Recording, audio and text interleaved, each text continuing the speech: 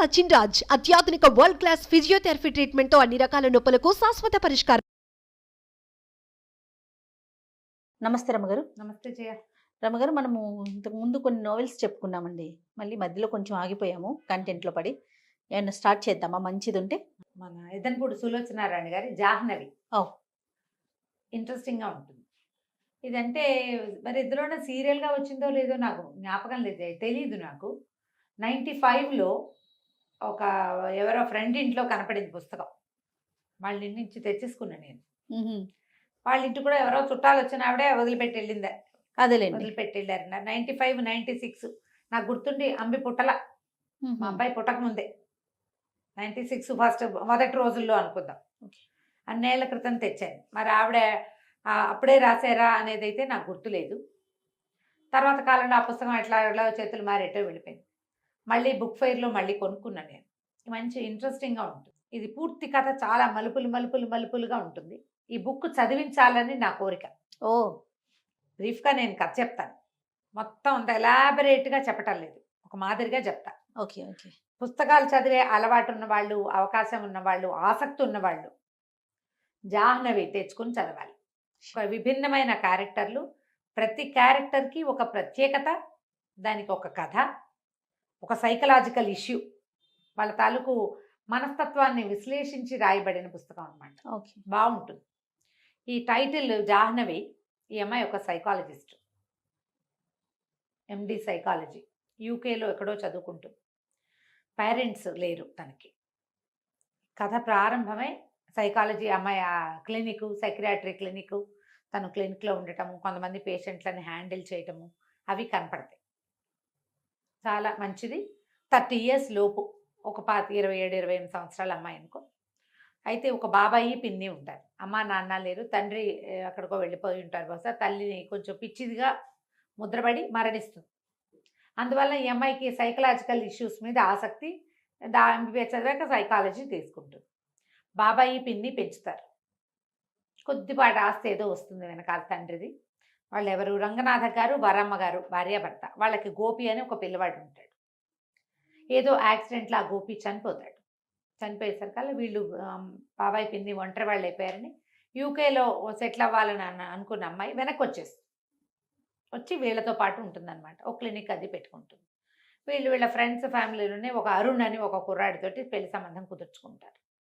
చిన్నప్పటి నుంచి ఆ గోపికి ఫ్రెండ్, వాళ్ళిద్దరూ కలిసి ఉంటారు. ఈ పిల్లని వీడికి చేస్తే ఆ పిల్లాడు మన ఇంట్లోనే ఉంటాడని ఇదని చూస్తారు. అతనికి ఏదో బిజినెస్ నడుస్తూ ఉంటుంది ఆ అరుణ్కి. ఈ అమ్మాయి చక్కగా అందంగా నాజుగ్గా బాగుంటుంది. అయితే వీళ్ళకి ఏమవుతుందంటే, ఈ రంగనాథం గారికి శివశంకర్ గారిని ఒక ఫ్రెండ్ ఉంటాడు. ఆయన ఏదో చాలా ఇబ్బందుల్లో ఉన్నాడు, వాళ్ళ అబ్బాయికి చాలా పెద్ద జబ్బు చేసిందని ఫ్రెండ్స్ వాకింగ్లో ఎవరో చెప్తే వీళ్ళు వెళ్తారు వాళ్ళని చూసి రావడానికి. ఈ కుమారుడు ఈ గోపి చనిపోయినప్పుడు ఆయన స్నేహితుడు చాలా హెల్ప్ చేశాడు ఆయనకి. హెల్ప్ మరి అలా మరి వాళ్ళ అబ్బాయికి ఏదైనా ప్రాబ్లం వచ్చినప్పుడు వెళ్తారు చూడాలి కదా. చూడ్డానికి వెళ్తే ఆ రాజాని అమ్మాయి ఎప్పుడో చిన్నప్పుడు చూసింది కానీ అంతగా తెలీదు. ఇప్పుడు చూడ్డానికి వెళ్తే మంచానికి కట్టేసి ఉంటాడు అబ్బాయి. పిచ్చి. అదే మంచం పొడుగుతా, సన్నగా పొడుగాటివాడు, పొడుగుతా ఉన్నాడు. చాలా అందమైన స్ఫురద్రూపైన కుర్రాడు. వాడి పేరు రాజా, అబ్బాయి పేరు. అతను నేను రాజాని కానంటాడు, నా పేరు రవి అంటాడు. తండ్రిని గుర్తుపట్టట్లా. ఆయనేమో పొగిలి ఏడుస్తాడు. విపరీతంగా దుఃఖం అనుభవిస్తున్నాడు తండ్రి. ఏం చెయ్యాలో తెలియదు. డాక్టర్ సైకాట్రిస్ట్ ఒక ఆయన ఉన్నాడు, మామూలు డాక్టర్ ఉన్నాడు, నర్సు ఉంది. వీళ్ళ ఇంట్లో రాబర్ట్ అని ఒక డ్రైవరు, అక్కడి నుంచి సీనో ఎవడో ఒక పనివాడు, వంట చేసే ఆవిడ. ఇంతమంది ఉన్నారు. పెద్ద గ్రాండియర్ ఉన్న కుటుంబం. ఏం చెయ్యాలో తెలియదు. లేక కలిగిన కుమారుడు ఆయనకి. సరే, ఈ జాహ్నవి ఈవిడ సైకాలజిస్ట్ కదా, కానీ సైకాలజిస్ట్ అని పరిచయం చేయకుండా ఫ్రెండ్ కూతురు అని పరిచయం చేస్తారు అతన్ని హ్యాండిల్ చేయడానికి. ఓకే. ఆ అమ్మాయి రోజు వస్తుంది ఇక్కడికి. మెల్లిగా ఆ కుర్రాడు ఈ అమ్మాయికి అలవాటు పడతాడు. అమ్మాయి రావడము, దాని ప్రెజెన్స్, దాని మాటలు. పిల్ల అందంగా ఉంది, మృదువుగా మాట్లాడుతుంది, పైగా పేషెంట్లను హ్యాండిల్ చేయడం వచ్చు కదా. అవును కదా. ఆ హ్యాండిలింగ్లో వీళ్ళిద్దరూ ఒకళ్ళకొకళ్ళు కొంచెం స్నేహం అవుతారు. అయితే ఏమవుతుంది, బయటికి తీసుకెళ్తానంటుంది ఒకరోజు. బయటికి తీసుకెళ్తానంటే సరే, అతను ఎట్లా చేస్తాడు, వాడికి డ్రైవింగ్ రాదు. డ్రైవింగ్ అబ్బాయికి వచ్చు, వీడు మతిపోయింది అబ్బాయికి. నేను అసలు రాజానే కానంటున్నాడు. ఏం చేసినా రాజాలాగా బిహేవ్ చేయటం అతను. రవి అని ఎవడో వేరే క్యారెక్టర్ లాగా చేస్తాడు. విపరీతంగా చదువుతాడు. వాళ్ళకి చాలా పెద్ద లైబ్రరీ ఉంది. పుస్తకాలు చదవటం వల్ల ఇలా అతిగా అయిపోయాడు అనుకుంటారు. బయటికి తీసుకెళ్తుంది. కార్ డ్రైవింగ్ చూస్తే ఆశ్చర్యపోతారు. వాడికి ఎంత చాకచక్యమైన డ్రైవింగ్. మతిపోయిన వాడికి అలా ఎలా వస్తుంది? ఒక పెట్రోల్ బంక్ దగ్గర ఒక కుర్రాడు కనపడతాడు. ఆ కుర్రాడు రవిబాబు ఫ్రెండ్ అని డ్రైవర్ చెప్తాడు. వీడు ఇతను చూడగానే గబుక్కుని దగ్గరకు వస్తాడు. అతను వచ్చేసరికల్లా అతను కావలించుకోపోతాడు. పటాపటా కొట్టేస్తాడు ఈ అబ్బాయి. ఏంటి అసహ్యంగా మీద పడి కావలించుకుంటే ఎవడరా నువ్వు అంటాడు. అనేసరికి అర్థం కాదు. వీళ్ళిద్దరు క్లోజ్ ఫ్రెండ్స్ అయినప్పుడు వీడు మతిపోయినా కూడా నాన్నని వాళ్ళని గుర్తుపట్టట్లేదు. ఓకే, ఫ్రెండ్ని కూడా గుర్తుపట్టట్లే వాడు. సరే ఇంటికి తీసుకొస్తుంది. ఈ అమ్మాయికి ఎందుకు అనుమానంగా ఉంటుందంటే అవతల వాడు ఆశ్చర్యపోవటము, ఇదేంటి వీడు ఇలా ఉన్నాడు అనే వాడి డైలాగు ఈ అమ్మాయికి విచిత్రంగా ఉంటుంది. కనుక్కోవటానికి వెళ్తుంది. వెళ్తే అతను చెప్తాడు, వీడు 100% రాజా కాదు. ఎందుకంటే రాజా నేను బాయ్ ఫ్రెండ్ గర్ల్ ఫ్రెండ్. వీడు మగవాడు. వీడు 100% రాజా కాదు. వేరే ఎవరో వ్యక్తి రాజా వేషంలో వీళ్ళ ఇంట్లో ఉన్నాడు. వాడు హోమో. ఈ కనపడుతున్నవాడు అలాంటి వాడు కాదు. అలా ఎలా మారిపోతారు? పోలికలు అవి ఉంటాయి, తత్వం మారదు కదా. ఈ అమ్మాయికి అనుమానంగా ఉంటుంది. ఇంతలో ఏదో ఒక కేసు ఒకటి బయటపడుతుంది. ఎంత ట్రై చేసినా ఈ అబ్బాయిని రాజాని చేయలేకపోతారు వీళ్ళు. కొద్ది రోజులకి ఈ కుర్రాడికి ఈ రాజాకి తెలిసిపోతుంది ఈ అమ్మాయి డాక్టర్ అని. తనని ఒప్పించడానికి ట్రై చేస్తున్నారని వచ్చి బాగా కొట్టేస్తాడు. నువ్వు డాక్టర్వి, నన్ను మోసం చేయబోయావు అంటే అప్పుడు అమ్మాయికి తెలుస్తుంది తన హోమో అని ఉన్నది కదా. వీడు ఆడపిల్లని కావలించుకుంటే వీడి బిహేవియర్లో తేడా వచ్చేసింది. వీడు అలాంటి వాడు కాదు. గ్యారంటీగా వీడు ఇంకొకడు. నువ్వు ఎవరు ఏమిటి అని అడిగితే వాడు ఏం చెప్తాడు, నేను ఎక్కడో చిన్న కుటుంబంలో పెరిగాను, మా అమ్మ నాన్న కన్నడ వాళ్ళు, మాకు తెలుగు కూడా వచ్చు, నేను ఎవరి దగ్గర పనిచేసేవాడిని, వాళ్ళ అమ్మాయి నా మీద మనసు పడిందని అక్కడి నుంచి పారిపోయాను. ఇక వాడికి ఒక స్పెషల్ స్టోరీ ఉంది. అదేలేండి. ఇప్పుడు ఇక్కడ స్టోరీ ఏంటి, శివశంకర్ గారు బాగా కోటీశ్వర్లు, వాళ్ళకి ఒకడే అబ్బాయి. వాడు ఏదో చదువుకున్నాడు, పుస్తకాలు చదువుకుంటాడు, ఫ్రెండ్స్తో కొంచెం తిరుగుతాడు, పెళ్ళి వద్దంటున్నాడు, పెళ్లి సంబంధాలు చూస్తే నా పెళ్ళి వద్దంటున్నాడు. వాడు రహస్య జీవితం ఉంది వాడికి ఒకటి. వీడు చూస్తే వీడికి రహస్య జీవితం లేదు, వీడిదంతా ఓపెన్ హిస్టరీ. వీడు అటువంటి వాడు కాదు. ఇంతలో ఒక హత్య నేరం ఒకటి బయటపడుతుంది. ఆ హత్య ఏమిటి, సముద్రంలో ఒక బాడీ దొరికింది. ఆ చచ్చిపోయిన వాడు థియోసాఫికల్ సొసైటీ మెంబర్ అని, వాడి పేరు రవి అని బయటపడుతుంది. ఓహో. ఇప్పుడు ఈ కథ అంతా చూసేసరికల్లా ఇక్కడ రాజా రూపంలో ఉన్నవాడు రాజా కాదు, వీడే రవి. అంటే వాడు చచ్చిపోయిన వాడు రాజా అనమాట. పోలికలు ఒక రకంగా ఉన్నాయి. హత్యా నేరం పడుతుంది ఈ అబ్బాయి మీద. ఇతనే చేసినట్టు. పోలీసులు అరెస్ట్ చేస్తారు. అరెస్ట్ చేసేసరికల్లా వీడు తన లిస్ట్ అంతా చెప్తాడు, ఎవరెవరి ఇంట్లో తను ఎక్కడెక్కడ ఉన్నాడు. ఒక బెంగాలీ వాళ్ళ ఇంట్లో ఉన్నాడు. అక్కడి నుంచి మద్రాసు వచ్చేసాను నేను, పన్నాలాలని ఒకళ్ళ ఇంట్లో ఉన్నాను. వాళ్ళ ఇంట్లో రాత్రి పడుకున్నాను నాకు తెలిసి. తెల్లవారేసరికి వీళ్ళ ఇంట్లో ఉన్నా. నా అంతటి నేను రాలేదు, నేను ఏ హత్య చేయలేదు. అసలు వాడెవడనో నాలాగా ఉన్నవాడిని నేను చూడలా, నాకు తెలియదు అంటాడు. వాళ్ళని అందరినీ పిలుస్తారు. ఆ జితేంద్ర రాయ్ వస్తాడు, ఆయన కూతురు వస్తుంది, పన్నాలాలు వస్తాడు. ఈ అమ్మాయి సాక్ష్యం చెప్పడానికి ఈ అమ్మాయిని కూడా. ఇంతలో వీళ్ళ అమ్మాయికి పెళ్లి కుదిర్చి పెట్టుకున్నారు కదా అరుణ్. ఈ అమ్మాయి ఈ రవి చుట్టూతా, ఈ పిచ్చి పేషెంట్ చుట్టూతా తిరిగి వీడి ఆకర్షణలో పడుతుంది. ఇతనికే ఇంపార్టెన్స్. అది ఒక ఛాలెంజింగ్ కేసు.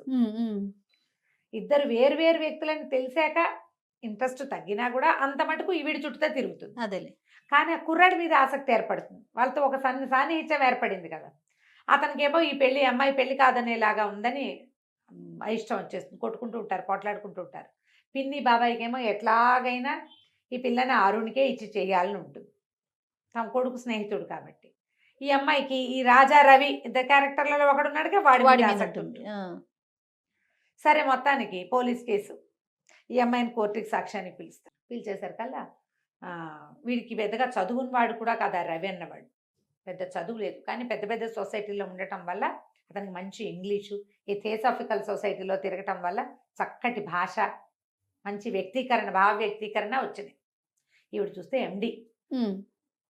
పోలీస్ కేసులు చెప్తుంది. మొదటి నుంచి అతను నేను రాజాని కాననే చెప్పాడు. రాజాగా తను ప్రూవ్ చేసుకోవడానికి ఏమీ చేయలే ఒక్కసారి కూడా. రైట్ ఫ్రమ్ ద బిగినింగ్ నేను కలిసిన రోజు నుంచి ట్రీట్మెంట్ చివరి దాకా కూడా నేను రాజాని కాను. వాళ్ళు బట్టలు కుట్టిస్తే బట్టలు వేసుకుంటాడు, మంచి బట్టలు పెడతారు. ఎందుకంటే వాళ్ళిద్దరు ఒకే సైజు పిల్లలు. అదే వాడి బట్టలు ఉన్నాయి దేహేస్తారు, కొత్త బట్టలు వేసుకుని చక్కగా వాళ్ళతో బాగానే ఉంటాడు. కానీ ఆయన నాన్న గిన్న అండు, ఒప్పుకోడు.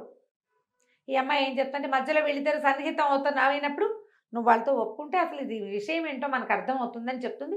కొంచెం అంతకుముందు చిరతపులిలాగా పోరాటానికి దిగేవాడు కొంచెం తగ్గించుకుంటాడు. ఈ రెండో రోజున ఏమవుతుంది, మొదటి రోజు తను వెళ్ళి సాక్ష్యం చెప్తుంది. అతను వచ్చినా సరే అతనితో మాట్లాడుతుంది. ఎందుకంటే వాడు మంచి చరిత్ర ఉన్నవాడు కాదు, గత చరిత్ర. ఈ అరుణ్తో కలిసి వచ్చేసి నువ్వు ఆశ్చర్యపోతాడు, తనతో అంత స్నేహంగా ఉన్న అమ్మాయి ఇట్లా వదిలేసింది అని. ఇంటికి వచ్చేసాక మర్నాడు లాయర్ ఫోన్ చేస్తాడు, నువ్వు ఇవాళ రావాల్సింది, పన్నాలాలు మొత్తం కేసు అంతా తిప్పేశాడు.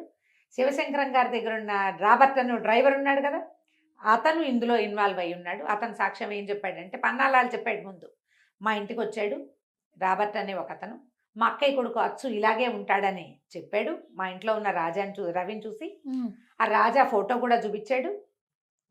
వాళ్ళే ఏదో చేసి ఉంటారు. ఇప్పుడు రాబర్ట్ ఎవరు అని వెతికి ఆ రాబర్ట్ ఫోటో చూపిస్తే వీడే మా ఇంటికి వచ్చిన వాడు అని గుర్తుపట్టాడు. ఆ రాబర్ట్ని పట్టుకుంటే రాబర్ట్ ఏం చేశాడంటే, నాగరాజు అని ఒకడున్నాడు, మేమిద్దరం కలిసే వీళ్ళిద్దరు ఈ కుర్రాడు వాడు కలిసి మా బాబుగారు అబ్బాయిని చంపేశారని చెప్పాడు. వీడి చుట్టూతో ఇంకా బిగిసిపోయింది. వీడు ఇప్పుడు ఒక కోటీశ్వర్ల ఇంట్లో చేరాడు, ఇష్టం ఉండో లేకో.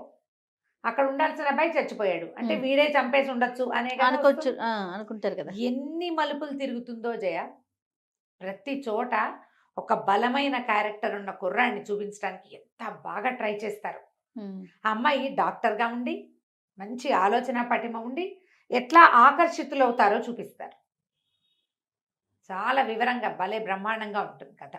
నేను చకచకా చెప్పేస్తాను. అవును. అయితే కథ చదువుతుంటే ఒకసారి చదివితే మాత్రం బాగా అర్థం కాదు, రెండోసారి చదవాలి. అంత బాగుంటుంది, బాగా పట్టుగా కూడా రాస్తారు. అక్కడి నుంచి ఏమవుతుంది, కుర్రాడికి శిక్ష పడే పరిస్థితి వచ్చేస్తుంది. ఇంతలో ఈ శివశంకర గారు సూసైడ్ చేసుకుంటారు. ఈ రవిని వదిలేస్తారు. ఆయన ఒక ఉత్తరం రాస్తాడు. ఆయన రాసిన ఉత్తరంలో ఉంటుంది అసలు కథ, అసలు ఇక్కడ ఏం జరిగింది అని. ఈ శివశంకర గారికి భార్య ఉంది, సంతానం కలగల. అయితే ఈయనకి కళ్యాణి అని ఒక అమ్మాయితోటి స్నేహం, అమ్మాయి బాగా తిరుగుతుంది. ఈయనతో పాటు ఇంకా 5-6 స్నేహాలు ఉంటాయి. ఆ కళ్యాణి ఒకరోజు ఆయన దగ్గరికి వచ్చింది. ఇది ఇలా స్టార్ట్ అయిందనమాట. వచ్చి ఏం చెప్పిందంటే, నీ దగ్గర నువ్వు పెంచుకుంటున్న నీ కొడుకు రాజా నా కొడుకు, నాకు 2 పిల్లలు పుట్టారు. డాక్టర్ శేషారత్నం అని ఆవిడ ఈయన భార్యకి డెలివరీ చేస్తుంది. అదే రోజున ఈ కళ్యాణి కూడా డెలివరీ అయింది. నీ భార్యకి వికృతి శిశువు పుట్టింది, ఆడపిల్ల, దాన్ని పారేశారు వాళ్ళు. పిల్లలు అప్పటికే 4 కాన్పుల్లో పిల్లలు పోగొట్టుకుని ఉంది, నీ భార్య చచ్చిపోతుందని నాకు పుట్టిన ట్విన్స్లో ఒక పిల్లవాడిని నీ భార్యకి అప్పచెప్పింది శేషారత్నం. ఓహో, ఈయనేమో ఈ శేషారత్నం ఈ డెలివరీ సరిగ్గా చేయండి, మిమ్మల్ని అమెరికా పంపిస్తానని చెప్పాడు ఈయన. పిల్ల చచ్చిపోయిందంటే ఈయన డబ్బులు ఇవ్వడు కదా, అదేలే. అందుకని ఆవిడ ఏం చేసింది, 2 మగ పిల్లల్లో ఒక పిల్లాన్ని అక్కడ పెట్టింది. ఇక్కడ పెట్టాను. రవి నా దగ్గర 5 ఏళ్ళు వచ్చేదాకా నాతోటే ఉన్నాడు. తర్వాత నన్ను నాయర్ అని ఒక ఫ్రెండ్ పిలిచాడు, నేను వాడితో వెళ్ళిపోయా. ఈ పిల్లాన్ని ఒక కన్నడ ఫ్యామిలీకి అప్పచెప్పాను. వాడు ఎక్కడున్నాడో నాకు తెలీదు. నాకు ఇప్పుడు 20 ఏళ్ళు జైల్లో ఉన్నాను నేను. వాడు ఒక హత్యానేరంలో ఇరుక్కుని వాడి వల్ల నేను కూడా ఇరుక్కుపోయా. నేను నా కొడుకు దగ్గర ఉండడానికి వచ్చాను. ఈ పిల్లాడు నా కొడుకు. ట్విన్స్ని ఎత్తుకుని ఉన్న ఫోటోలు, శేషారత్నం గారు రాసిన ఉత్తరము అన్నీ ఉన్నాయి అందులో. అది చూసేసరికల్లా అంతకుముందు ఈ కళ్యాణి తనని పెళ్లి చేసుకోమని ఈయన్ని 2వ పెళ్లి చేసుకొని నీకు పిల్లల్ని కంటానని అడిగితే, మీ నాన్న తాగబోతూ మీ అమ్మ తిరుగుబోతూ అని ఎక్కిరిచ్చాడు ఈయన. స్నేహానికే కానీ నువ్వు నాకు ఇంకెందుకు పనికిరావు, నేను పెళ్లి చేసుకోను అని. అందుకని ఈ అమ్మాయి ఏం చేసింది, ఈ కళ్యాణి ఈ పిల్లలిద్దరూ నా పిల్లలు అనేసరికల్లా ఈయనకు అసహ్యం పుట్టేసింది. పైగా తండ్రి ఎవరు అని అడిగితే వాడెవడో తిరిగిపోతూ తాగుబోతూ ఎలాగో 2 పిల్లలు కడుపున పడ్డారు అంతేనని చెప్పింది. ఈయనకి ఎంత చీదర పుట్టేసిందంటే, ఇన్నాళ్ళు అదెవరితో తిరిగిపోతూ దాని కొడుకుని పెంచానా నేను, పైగా నా కర్మకి వాడేమో హోమో అయ్యాడు. కళ్యాణి పిల్లాడు అవటం వల్ల కదా వీడికి ఈ లక్షణం వచ్చింది. ఎలాగైనా వాడిని వదిలించేసుకోవాలనుకున్నాను నేను. వాడిని నాతో ఉంచుకోదలుచుకోలే. వాడు చాలా ప్రేమగా ఉండేవాడు. తండ్రి కొడుకు అసలు పక్క పక్కన ఆనుకుని పడుకునేంత స్నేహం. కానీ ఆయనకి చివర్లో ఆ కొడుకు అంటే రోత వచ్చేస్తుంది. ఎందుకంటే ఆ పిల్లాడు నా పిల్లాడు కాదు, వాడి గుణము మంచిది కాదు. హోమ అంటే మరి ఆ రోజుల్లో యాక్సెప్టెన్సీ లేదు. ఇలాంటిది ఎందుకు వచ్చింది వీడికి? వంశం ముందుకెళ్ళదన్న బెంగ మొన్నటిదాకా ఉండేది. ఇప్పుడు అసలు ఆ కొడుకే నా కొడుకు కాదని కాదు నాకు కదా. తెలిసిపోయింది. నేనేం చేయాలో నాకు తెలియలేదు. మద్రాసు వెళ్ళాం మేము. వాడు కూడా నాతో పాటు వచ్చాడు. మద్రాసు బీచ్లో నిన్ను చూసాం. ఈ రవికి రాస్తాడనమాట ఆయన ఉత్తరం.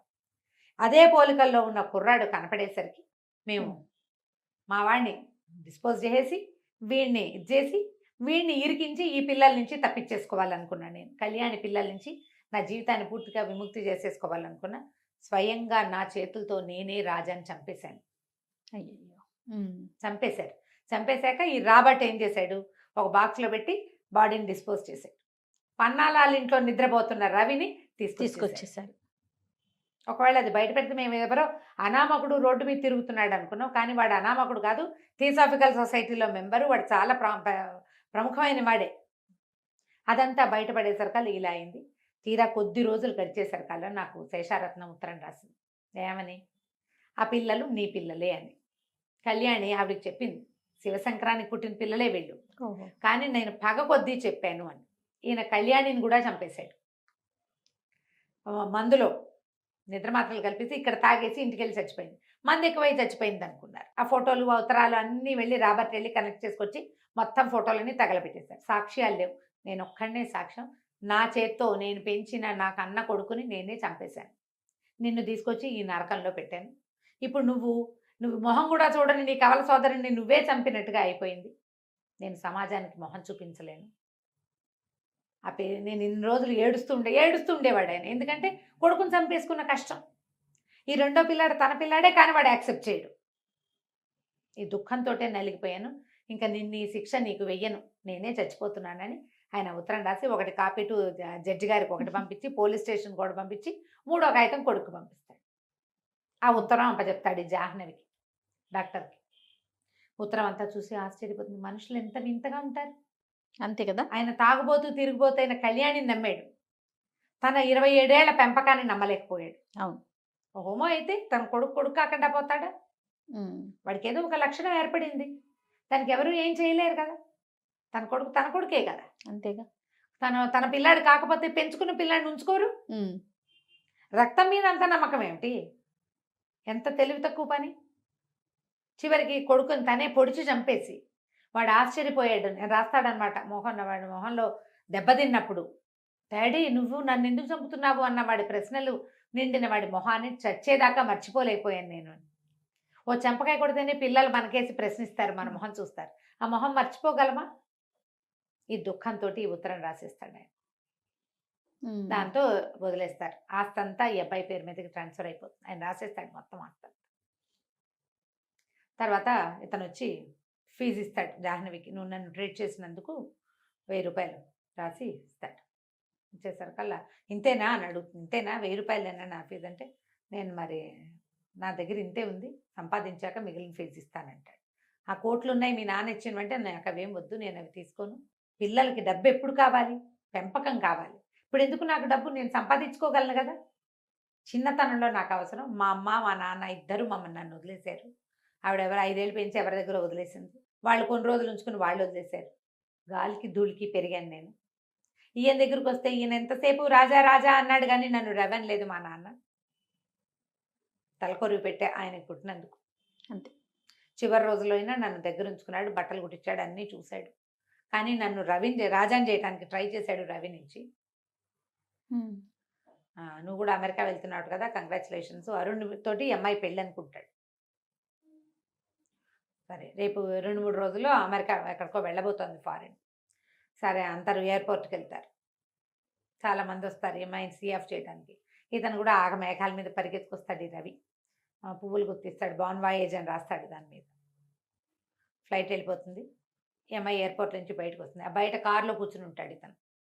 నిర్ఘాంతపోతాడు. నువ్వు ఎందుకు వచ్చావు, వెనక్కి వచ్చావు ఏమిటంటే, నేను అసలు వెళ్ళటమే లేదు, అరుణ్ని సీ ఆఫ్ చేయడానికి వచ్చాను. మరి పెళ్లి చేసుకోమంటాడు. పెళ్లి చేసుకోను, నేను పిచ్చి అబ్బాయిని ప్రేమించాను, అబ్బాయి ఏమో నన్ను వదిలిపెట్టి వెళ్ళిపోతానంటున్నాడు. అరుణ్కి నాకు ఎప్పుడు పొసగలేదు ముందు నుంచి. ఇప్పుడు పొసిగేలా కనపడలేదు అంటే కావలించుకుంటాడు. నాకు ఎవ్వరు లేరు, నువ్వు ఒక్కదానివే నాతోటి ఉన్నావు. పిచ్చిగా ఉన్నప్పుడు కూడా మిగిలిన వాళ్ళంతా అతన్ని మార్చడానికి ట్రై చేశారు. ఈ అమ్మాయి ఒక్కతే అతని మాట నమ్మిందనమాట. ఎప్పుడైతే ఇది ఇతను వాడు కాదు అని, అంటే వాళ్ళ రాజా గురించి ఉన్న లక్షణాలన్నీ వింటుంటే ఈ మనిషి వేరు అని అని తెలుసుకుని మొదటి రోజు నుంచి ఆ అమ్మాయికి తెలిసిపోయింది. ఇక ఇద్దరు కలిసి ఉంటారు, పెళ్లి చేసుకుంటారు. జాహ్నవి చాలా బాగుంటుంది. ఆ అమ్మాయి క్యారెక్టరు, శివశంకరం గారి క్యారెక్టరు, అరుణ్ క్యారెక్టరు. ఈ రోజుల్లో మగపిల్లలు ఎలా అమ్మాయిలను తన చుట్టూ తిప్పుకోవాలనుకుంటారు. ఆ అమ్మాయికి ఒక ప్రొఫెషన్ ఉంది, ఒక అంబిషన్ ఉంది, అవే ఉండవు. భక్త ఆడపిల్లలాగా తన వెనకాల తిరగాలనుకుంటాడు. ఈ రాజా రవి 2 క్యారెక్టర్లు. రవి క్యారెక్టర్ దేనికి అదేనండి. దేనికదే ప్రతి క్యారెక్టర్ని ఎస్టాబ్లిష్ చేస్తారు వివరంగా. పూర్తిగా వాళ్ళ మనస్తత్వాన్ని కాచి వడబోసి ఒక క్యారెక్టర్, దాని లక్షణం, దాని తీరు, ఒక్కసారి కూడా ఆ క్యారెక్టర్ని దాటి ప్రవర్తించకుండా పాత్రల తాలూకు సంభాషణ. ఈ అమ్మాయి క్యారెక్టర్ ఎక్సలెంట్గా ఉంటుంది, జాహ్నవి. చాలా బాగుంటుంది. ఆ అమ్మాయి వాళ్ళ అమ్మ పిచ్చిదై చనిపోతుంది.